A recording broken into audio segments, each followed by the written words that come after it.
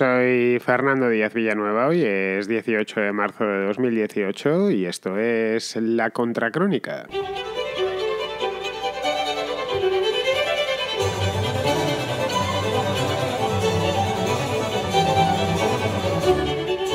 Bienvenidos a la contrarréplica de esta semana.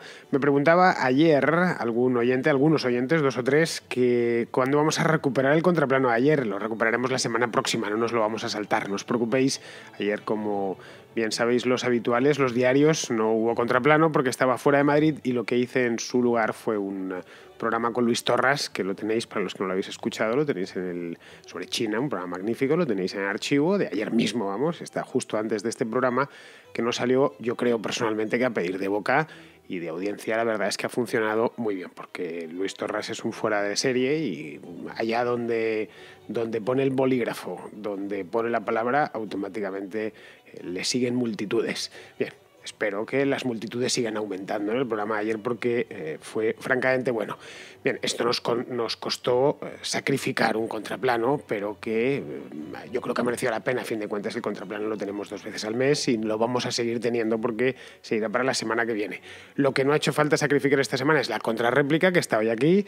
Tengo muchas preguntas y reflexiones vuestras, algún que otro debate que se mantiene y me gusta mucho porque se van introduciendo nuevas ideas que vamos a ver ahora mismo. Y para participar aquí, es decir, por si queréis, que no se me olvide el teléfono, que lo acabo de mirar en el papel, es muy simple. Para el que escuche por primera vez esto, simplemente tenéis que dejar un mensaje de aproximadamente 1 minuto de duración, mensaje de voz, una nota de voz de WhatsApp al siguiente número, el 690 82 7909.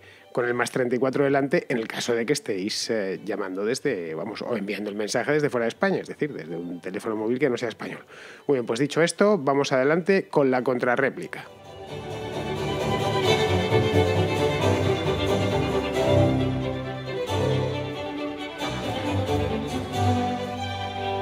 Empezamos con uno de los debates que tenemos en curso esta temporada. Vamos a ir hoy. La semana pasada vimos en el nombre de los Estados Unidos que habrá más mensajes sobre esto, se sigue participando.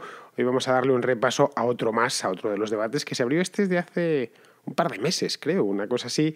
Es sobre este tema de las independencias de Hispanoamérica, que salió a raíz de un comentario inocente y sin importancia que mientras hablaba, pues lo solté. Y a partir de ahí se ha construido que a este paso vamos para el libro, nos queda ya poquito. Es de ¿qué hubiera pasado? Es una hipótesis, evidentemente, pura historia de ficción, si las repúblicas hispanoamericanas se hubiesen independizado al estilo de Australia o de Canadá.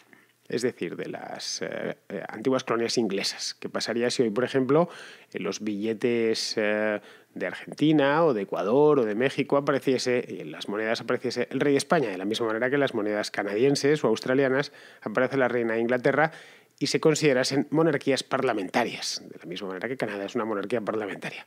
La cosa se quedó ahí, han entrado muchos mensajes desde entonces. Hoy voy a meteros un par de ellos. Tengo 2 en concreto. El primero es de Roberto Boniolo, que es argentino, y el segundo es de Adrián, un viejo oyente, no viejo porque es jovencísimo, pero sí un oyente veterano de la Contracrónica, que es de Hospitalet de Llobregat, en Barcelona. Y llamo por este nuevo tema sobre las monarquías en América. En lo que hoy es Argentina, en aquel tiempo era el Virreinato del Río de la Plata, luego de la Revolución de Mayo de 1810 y la Declaración de Independencia del 9 de julio de 1816, en esa época se pensó en pedir un príncipe a una monarquía reinante en Europa y crear una monarquía constitucional a imagen y semejanza de la monarquía inglesa. Pero evidentemente la gente de aquellos tiempos era consciente de las dificultades que tenía crear una nobleza, y que con lo complicados que eran los habitantes, iba a traer guerras y discusiones por quién era el duque de Buenos Aires o el duque de Córdoba, de Salta, etcétera, de Mendoza, bla, bla.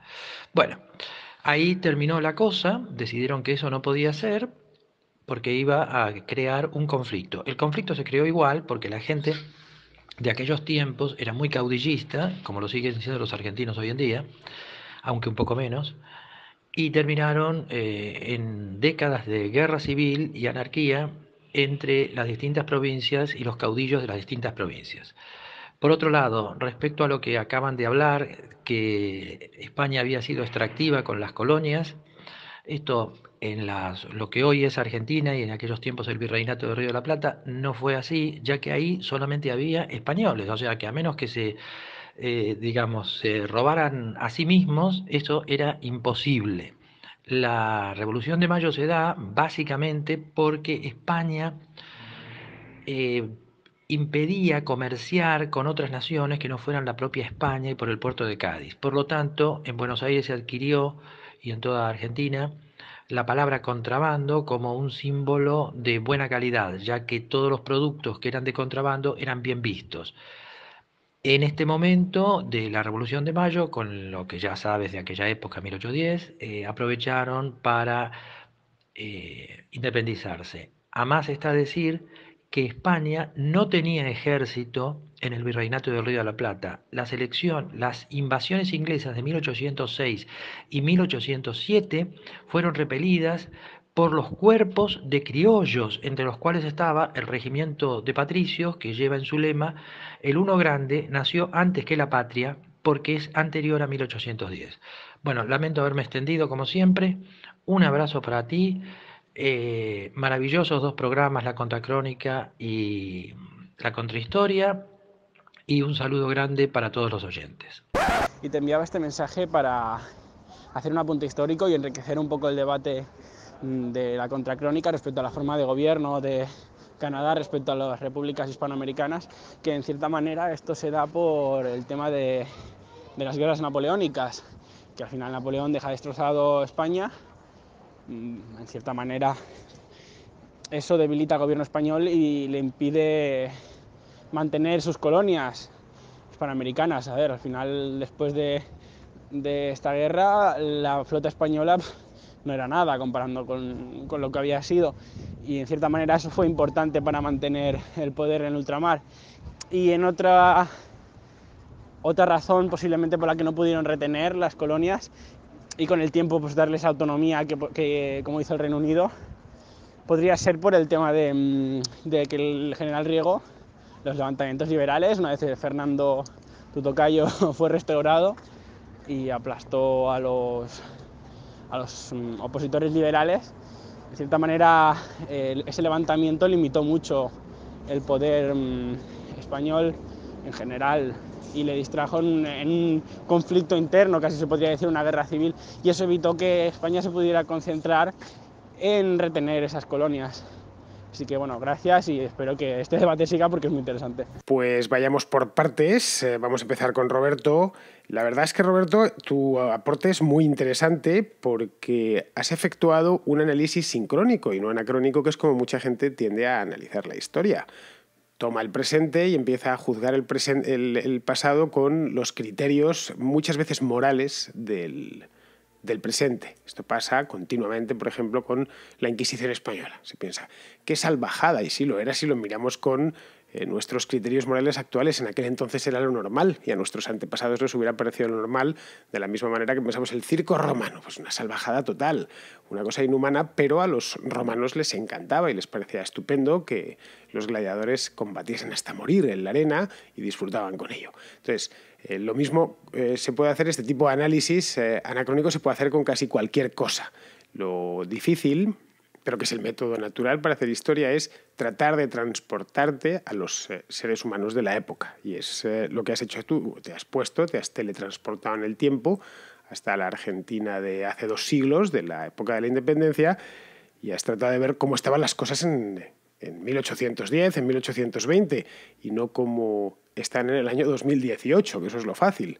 Lo difícil es ¿por qué sucedió esto? Bueno, pues vamos a ver, voy a tratar, aunque siempre es difícil o imposible, voy a tratar de pensar cómo pensaría un proto-argentino de los momentos previos o inmediatamente posteriores a la declaración de independencia. Y esto ya te digo que es realmente útil.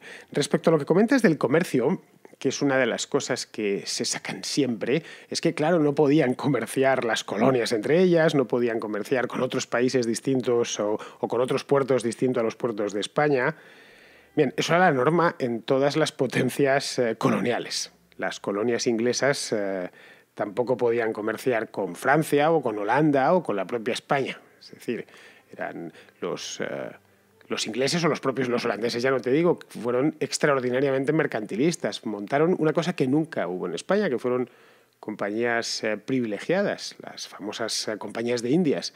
Aquí se podía comerciar solo con el puerto de Sevilla o con el puerto de Cádiz, pero podía comerciar cualquiera que estuviese en España, cualquier comerciante que se acreditase como tal en la casa de contratación, cosa que los ingleses, cuando montaron la Compañía de las Indias Orientales, para comerciar con la India, las otras son las occidentales, pues todo tenía que pasar a través de eso. Los franceses crearon un montón de ellas, un montón de compañías privilegiadas.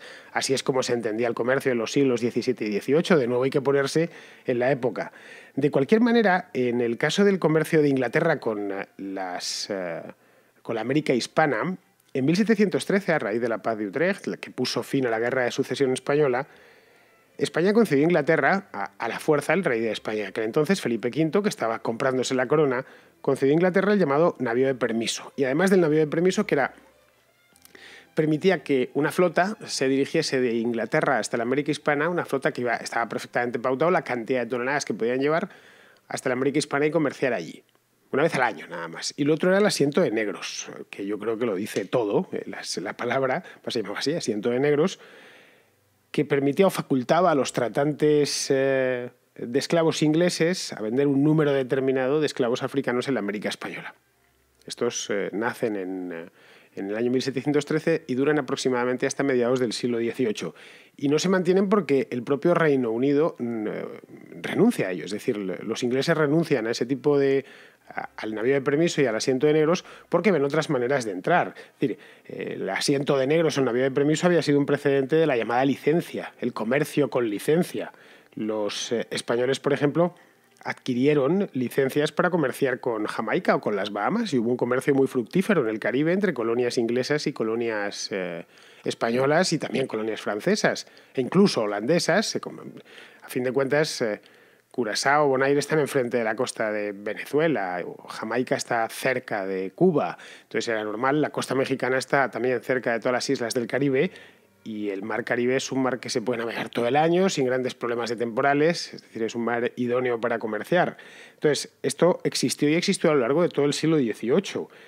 Esto más enfurecía mucho a los gobernadores británicos de la época. Se enfadaban porque en Jamaica estaban llegando muchos géneros de México, estaban llegando géneros de Venezuela o de Cuba, y decían, bueno, estos realmente nos están haciendo polvo, y se quejaban amargamente a Londres. Y viceversa, es decir, los gobernadores españoles se quejaban de que entraban demasiados comerciantes británicos en La Habana o que entraban demasiados comerciantes británicos en Santo Domingo y estaban arruinando a los locales. Estas son cosas que quedaba todo por escrito ya en el siglo XVIII, es decir, no estoy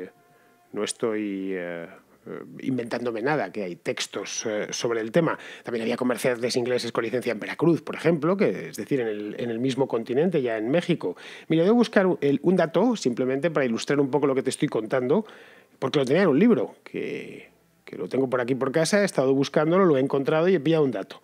Mira, entre 1795 y 1800 he escogido esta fecha a propósito porque estaba en guerra España e Inglaterra. Las importaciones de las colonias españolas provenientes de Gran Bretaña o de sus colonias ascendieron a 243.000 libras. Y diréis, bueno, ¿las colonias españolas exportaban a las inglesas? Sí, exactamente, se quedó todo apuntado. Las colonias españolas, las exportaciones de colonias españolas a las británicas ascendieron a 238.000 libras, es decir, prácticamente lo mismo, lo comido por lo servido, que se dice. Y eso en plena guerra. Estamos hablando de la primera guerra napoleónica, es decir, que estaban peleándose. En 1797 fue la batalla del Cabo San Vicente, por ejemplo, en frente de las costas de Portugal entre la flota franco-española y la flota británica. Así que si comerciaban eso en tiempos de guerra, no quiero ni pensar lo que comerciarían en tiempos de paz, muchísimo más. En cuanto a lo que nos cuenta Adrián, sí es cierto, es decir, es tal cual. Esto yo creo que más o menos cualquiera que conozca la historia de la independencia de Hispanoamérica conoce esta historia. Conoce la razón primera, el disparador, que fue la invasión napoleónica. Y a partir de ahí, a partir de esa invasión, porque las primeras juntas que se forman en las Indias son a favor de Fernando VII para que vuelva al trono, A partir de ahí estalló una guerra civil en las dos Españas. En las Españas de ese lado del Atlántico y en estas de aquí. Y una guerra civil de corte ideológico. Es decir, en América toma la forma de guerras de independencia y en España pues de pronunciamientos y posteriormente de guerras carlistas. Los liberales de ambos lados veían con simpatía la causa de la independencia, porque pensaban que vendría inevitablemente acompañada de la revolución.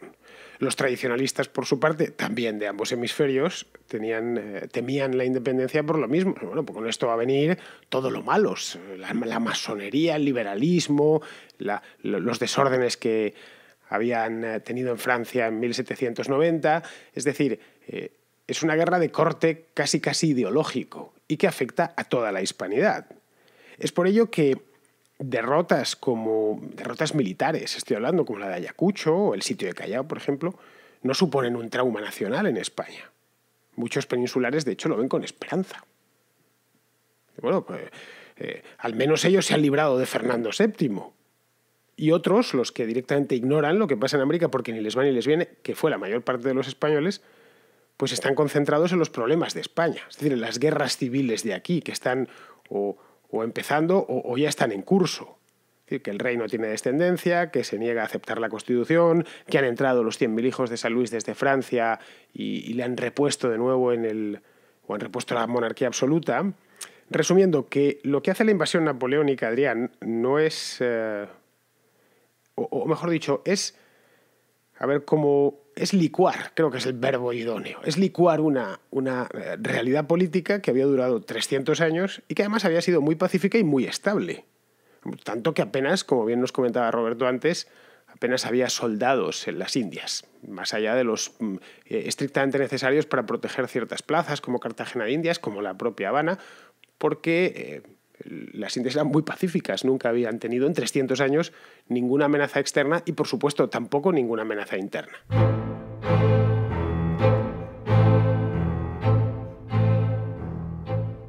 Y utilizando como percha este tema de la independencia de Hispanoamérica, Ignacio, que es un oyente de Córdoba, tiene una cuestión sobre la monarquía en sí. Y a colación con el debate tan interesante que estáis teniendo, y yo formo parte al escucharlo y pensar sobre ello, sobre cómo hubiera sido América si hubiera habido una monarquía parlamentaria, representativa, me pregunta la siguiente: si tú abogas por una especie de pequeñas ciudades con poder descentralizado, ¿la monarquía que representaría como una especie de pegamento cultural y histórico?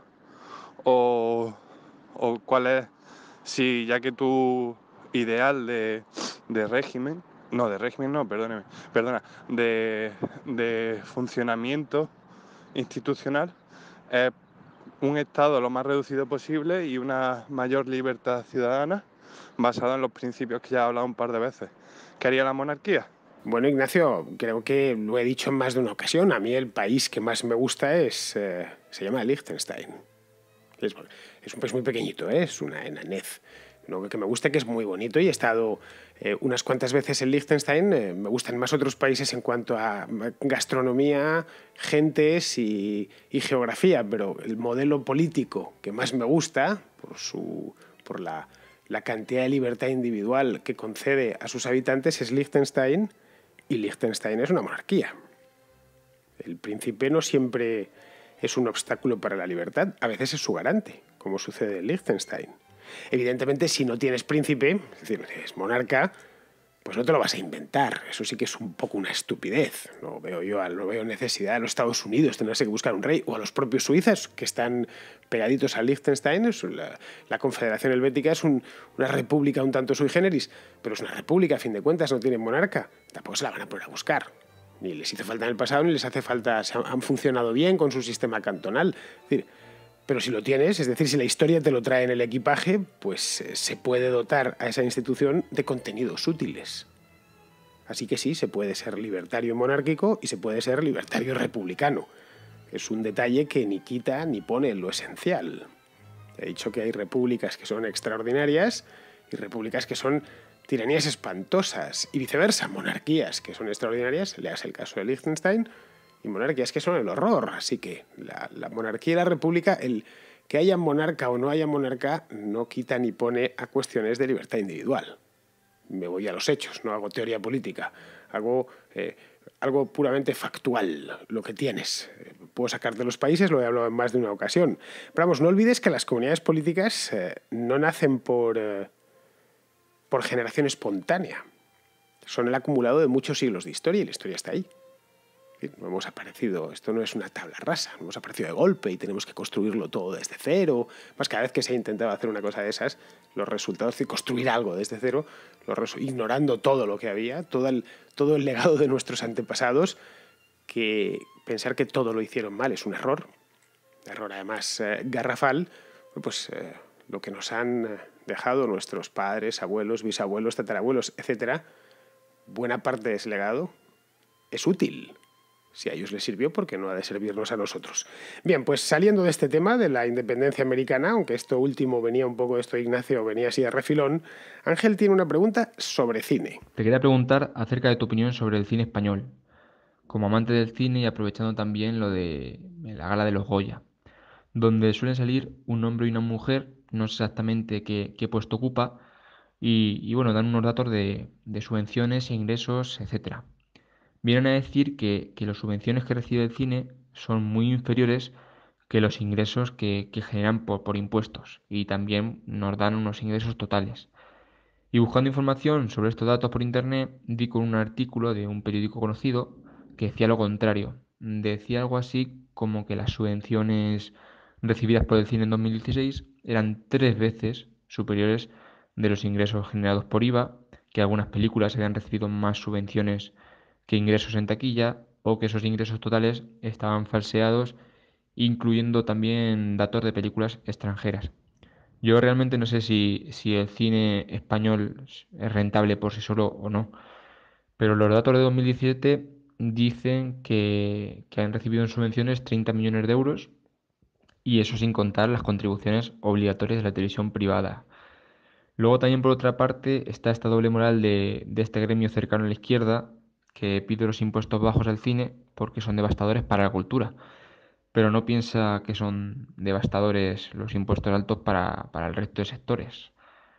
Es decir, no piensa que el impuesto de sociedades o el IRPF sean devastadores para la creación de empleo, de riqueza o la inversión empresarial.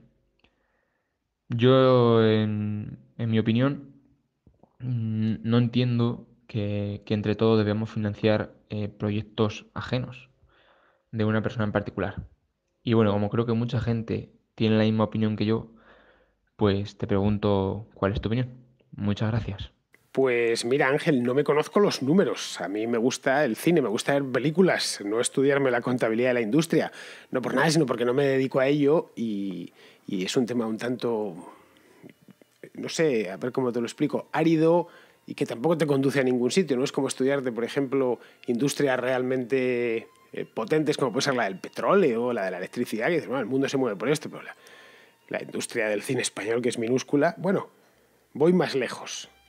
El problema del cine en España es que no existe una industria digna de tal nombre. Lo que le falta es precisamente eso, una industria cinematográfica, como si la hay en España, una industria musical que siempre fue importante por los últimos 50 años, y ahí se ve la cantidad de cantantes y músicos españoles que hay por el mundo triunfando por todo lo alto. Vamos, desde Julio Iglesias hasta David Bisbal, por ejemplo, que se escucha mucho tanto en España como en América y que llenan estadios, Joaquín Sabina, qué sé yo. Bueno, eso son producto de la industria musical española y no digamos ya la industria televisiva. Programas hechos por cadenas de televisión española que terminan exportándose, además exportándose con muchísimo éxito. En cambio, el cine no es así. En el cine no hay una industria propiamente dicha. La industria es que fabrican un producto y que es continuo la fabricación de ese producto. No es que de vez en cuando salga una película buena, que por supuesto sale de vez en cuando una película buena española de primer nivel, que además triunfa por el mundo, que se exporta bien, pero es la excepción, no la norma. El cine es un producto muy caro. A veces no lo tenemos en cuenta. Es decir, hacer una gran producción de Hollywood cuesta 200 millones de dólares. ¿Sabéis la cantidad de empresas que se pueden montar? Empresas gordas con 200 millones de dólares. Pues es lo que cuesta hacer una de estas grandes superproducciones que salen varias al año. Pero bueno, sin entrar en grandes superproducciones, hacer una película normalita, un drama normal y corriente, es que cuesta 50 millones de dólares. Y eso es un dineral, y nadie pone, no hay películas españolas que cuesten 50 millones de dólares. Entonces, como es un producto muy caro, si quieres ser competitivo, obviamente, pues lo que vemos es que hay, no que no haya capital, que lo hay, por ejemplo, para lanzar cantantes, que lo hay para hacer programas de televisión carísimos, cuánto costará cada edición, por ejemplo, de Supervivientes, esto que se hace en playas del Caribe, o del Gran Hermano, estas grandes producciones televisivas de los canales de televisión españoles. Pero en cambio hay cierta renuencia, o se observa cierta renuencia a invertir ahí, a invertir en el cine, y evidentemente esto es así porque se teme perder la inversión. Yo, desde luego, si tuviese 100 millones de dólares y me dijesen de meterlos en una película española, bueno, diría española o de cualquier otro país, me lo pensaría mucho. Quizás solo invertiría en la industria norteamericana porque sé que tienen un retorno o que la posibilidad de que vuelva el dinero es alta. Pero aquí con la poca industria que hay, o directamente inexistente, lo más probable es que pierda esos 100 millones de dólares. Y es en ese punto donde entra la administración, repartiendo migajas que posibilitan que se hagan unas cuantas pelis al año, algunos años muchísimas, más de 100, de bajo presupuesto todas, que naturalmente no pueden competir. Muchas veces ni siquiera se llegan a estrenar. Y las ve el director, su novia, el cuñado de la novia y sus padres. Ya está. Otras veces o hacen un pase fantasma de esto, ¿no? Esta película ya se ha pasado porque para recibir el subsidio muchas veces necesitan pasar la película por una sala, vamos, que están en la sala 10 personas, en los que ya te he dicho, la novia, el cuñado, etc. Entonces, ¿para qué se ha hecho? Bueno, pues para que este tipo haya hecho una película, pero luego no tiene recorrido, no tiene distribución. Y es una película, no diré mala, porque en esto va en gustos, pero es una película de bajo presupuesto y que no tiene capacidad de competir en ningún mercado. Y además a veces es mala, para qué engañarnos. Te podrás preguntar, y de hecho te preguntas, que ¿por qué las migajas? ¿Por qué les dan migajas? Por muy poco dinero que sea, 100 millones de euros, muy poco, 50, 10 millones de euros, lo que sea. No estamos hablando de cantidades industriales de miles de millones de euros todos los años. ¿Pero por qué les dan eso? Podrían perfectamente dejarlo en nuestros bolsillos o gastarlo en otros capítulos. Bueno, pues es simple, porque es cultura y hay un consenso generalizado desde hace más de medio siglo de que la cultura tiene que estar financiada por el Estado. Ahí está un ministerio de cultura. Y además se financia no solo el cine, se financia el teatro, se financia la música clásica, por ejemplo, se financian un montón de cosas. No solo el Estado, los ayuntamientos. ¿Qué ayuntamiento en España no tiene una casa de la cultura? ¿Creéis que esas casas de la cultura viven con las entradas que vendan? ¿Que la mayor parte de las veces las funciones y las exposiciones y demás son gratis? No. Eso va a cuenta de inventario. Bueno, pues esto es para edificar a nuestros vecinos, se considera, y es ese consenso. ¿Está mal? Sí, está mal, pero es así. Y esta es la razón por la que se destina dinero al cine. Vamos con otro oyente, este es Vicente de Alicante, que tiene una cuestión sobre el Brexit y Gibraltar. He estado escuchando los últimos programas que has hecho sobre el Brexit y he estado siguiendo con atención tus comentarios sobre la gran preocupación que hay ahora mismo en el Reino Unido, el gran problema que tienen, que es Irlanda del Norte. Y me gustaría también comentar o preguntarte, en este caso, qué piensas sobre Gibraltar, la situación que se puede quedar en Gibraltar con el Brexit. ¿Es similar a la de Irlanda del Norte o no? Muchísimas gracias por todo, gracias. Pues no, mira, Vicente, no es lo mismo. No es lo mismo porque Gibraltar es un territorio de ultramar. Es decir, que no forma parte del Reino Unido, como tampoco forman parte del Reino Unido las Islas Malvinas o Bermudas o las Islas Caimán, por ejemplo. No sé cuántos son los territorios de ultramar, deben ser 10 o 15, repartidos por el mundo. Unos muy pequeñitos, hasta la base esta que tiene en Chipre, se considera un territorio de ultramar. No confundir con las dependencias de la corona, que esas son la isla de Man y las islas del Canal, Guernsey y Jersey. Eso son otra cosa diferente. Los territorios de ultramar no tienen representación en el Parlamento. Es decir, no hay un diputado en el Parlamento británico que represente a los gibraltareños. Ni se votan allí porque no no forman parte del Reino Unido. Ya digo, quizá a los españoles nos cueste un poco entenderlo porque no tenemos nada similar. Cualquier rincón del país, léase hasta los más lejanos, las Islas Canarias, las plazas de soberanía del norte de África, son iguales, no tienen un estatus particular. Todos los territorios tienen el mismo. Bueno, pues en el caso de Inglaterra no es así. Tienen el Reino Unido de Gran Bretaña e Irlanda del Norte, y tienen además las dependencias de la corona, y tienen además los territorios de ultramar. Bueno, y eso habría que sumarle las naciones de la Commonwealth, que no dependen de Inglaterra, sino que simplemente son que el rey o la reina de Inglaterra es además reina de todos los países de la Comunidad de Naciones de la Commonwealth. Es decir, tienen es un esquema algo complejo, esto hay que decirlo, este de los británicos. Es decir, Gibraltar llega al extremo de que tiene moneda propia. Si has estado por allí lo habrás visto. Has comprado algo en Gibraltar, verás que puedes pagar en euros, por supuesto, puedes pagar en cualquier moneda que valga algo, pero que puedes cambiar esa moneda en la moneda local, que es la libra gibraltareña, que además se cambia 1-1 con la libra esterlina. Y dirás, bueno, entonces si vuelvo de Gibraltar con libras gibraltareñas, voy a Londres y me las puedo gastar. No, en el Reino Unido no es de curso legal. En Bermudas tienes también un dólar bermudense. Y en las Islas Caimán tienes también otro dólar. Aunque en este caso la tasa de cambio fija es con el dólar americano y no con la libra, por la cercanía, obviamente. Pero pues es exactamente la misma historia. Si vas a Gibraltar y está bien cerquita, si estás en España, una vez pasas, fíjate cómo la moneda es propia. Es que aparece la reina y tal, pero es la libra gibraltareña, se llama. Otros detalles, tienen una matrícula, pero no es una matrícula británica al uso. Es una matrícula británica especial por una G delante, y luego llevan el volante a la izquierda. Lo conducen por el lado británico, lo cual tiene bastante lógica porque a fin de cuentas están unidos por carretera con España, que tenemos el volante a la izquierda, ¿no? Respecto a la relación de Gibraltar con la Unión Europea, está dentro de la Unión Europea. Hay gente que está diciendo, es que no pertenecen. Sí, pertenecen a la Unión Europea, pero tienen un estatus especial. Está fuera de la Unión Aduanera, por ejemplo, no tienen que armonizar el IVA. Esa es una de las razones por la cual los productos o ciertos productos son tan baratos en Gibraltar, y es un paraíso de las compras. Tienen otra que es las aranceles, por ejemplo. Si tú exportas en Gibraltar te van a cobrar arancel, o si importas desde Gibraltar te van a cobrar arancel. Es decir, si desembarcas en Gibraltar, en el puerto de Gibraltar, automóviles y los quieres meter dentro de España, te van a cascar el arancel comunitario. Es decir, como ves, es un estatus bastante especial, tanto dentro del Reino Unido, que no está dentro del Reino Unido, o tanto dentro del entorno británico como dentro de la Unión Europea. Así que, mirando al Brexit, pues esto tendrá que negociarse, pero por otro lado diferente. Yo no sé, en principio el Reino Unido es el responsable de las relaciones exteriores de todos sus territorios de ultramar.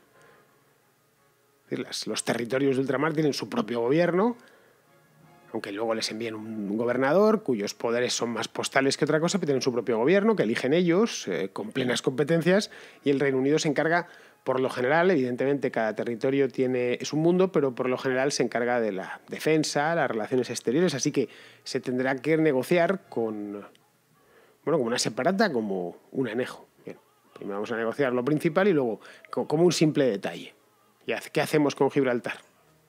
Bueno, pues a sacarle completamente a la Unión Europea, en lugar de tener un estatus especial, que sea un estatus completo. Que cuando uno cruce la verja, salga de la Unión Europea, de la misma manera que cuando pasas a Marruecos sales de la Unión Europea, nada más. Pero bueno, yo creo que la cosa irá por ahí. Vamos, me da la impresión que ahora mismo para Theresa May es Gibraltar, hoy por hoy, no sé mañana, pero hoy por hoy es el menor de sus problemas con los que tiene en su casa. Y vamos a ir terminando ya el programa. Terminamos con Marcos, que es un oyente, es español, pero vive en Santa Clara, en California, que tiene una reflexión sobre un tema del máximo interés. De hecho, yo creo que es el tema por antonomasia. Y te llamaba también por una pregunta que te había hecho un oyente hace unas semanas respecto a la existencia de Dios. Casualmente, vi que prácticamente el mismo día había visto otro podcast de Ben Shapiro. Aquí es un chaval de aquí de California que hace unas ponencias estupendas, el director de Daily Wire. Y bueno, él es judío ortodoxo y le preguntaban también por la existencia de Dios. Y la respuesta, la verdad es que me pareció bastante digna de ser compartida, porque yo, bueno, si bien no soy ni creyente ni ateo, digamos agnóstico, la verdad que sí que su respuesta me pareció bastante buena. Y lo que decía es que tú, cada vez que veas la naturaleza y veas racionalidad en la naturaleza, cada vez que veas que las cosas son racionales, estás viendo a Dios, porque es la racionalidad detrás de la naturaleza. Y si bien, bueno, no es una respuesta así muy allá, pues la verdad que me parece, no sé, digna de reflexión y de ser compartida.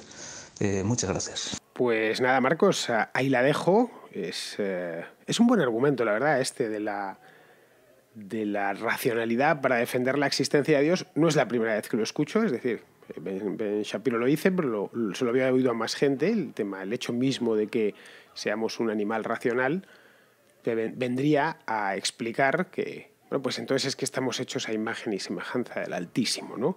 Lo había leído y lo había escuchado en alguna ocasión, y no voy a seguir en el tema, no voy a entrar en el tema otra vez porque nos pueden dar las uvas, pero sí voy a dejaros escuchando otra buena razón u otra buena prueba para la existencia de Dios. Se llama Johann Sebastian Bach. Hasta mañana, amigos.